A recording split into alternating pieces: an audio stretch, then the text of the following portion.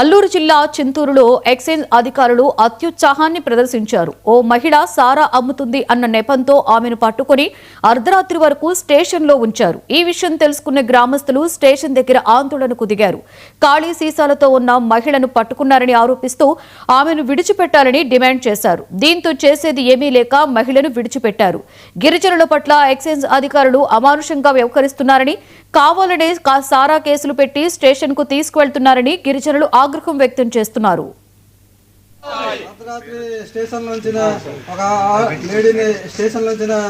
Excise అధికారులపై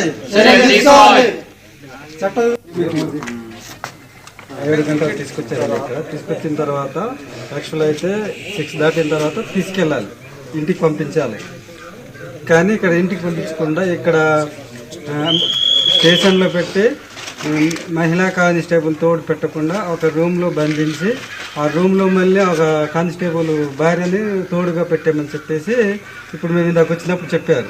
అయితే ఒక ఆదివాసి మహిళని ఇంతసేపు ఉంచరు కదా, మేము ఆదివాసులు కాబట్టి వీళ్ళు అడగలేరని, వీళ్ళు ఏం చేస్తారులే అని మమ్మల్ని ఇష్టం వచ్చినట్టు ఎక్కడ పడితే అక్కడ బంధించి వాళ్ళు అఘాయిత్యాలకు పాల్పడుతున్నారు. కాబట్టి మా ఆదివాసీల అన్యాయాలను అరికట్టడానికి మేము అయితే మీ ద్వారా మీడియా ముఖంగా వేడుకునేది ఒకటే, ఇలాంటి దాడులు చాలా జరుగుతున్నాయి, ఇవన్నీ అరికట్టాలని మీ మీడియా ముఖంగా వేడుకుంటున్నాం.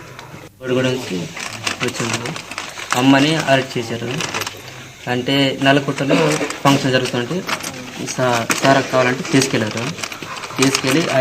అక్కడికి చేసి కాయి బట్టి తీసుకోవాలంటే పట్టుకున్నారండి. మళ్ళీ ఎక్కడి నుంచి తీసుకొచ్చారు, మళ్ళీ అక్కడ తీసుకెళ్ళమని రిక్వెస్ట్ చేశారు. తీసుకెళ్ళి ఆ యొక్క బాటిల్ని మధ్య పట్టుకుంటారు.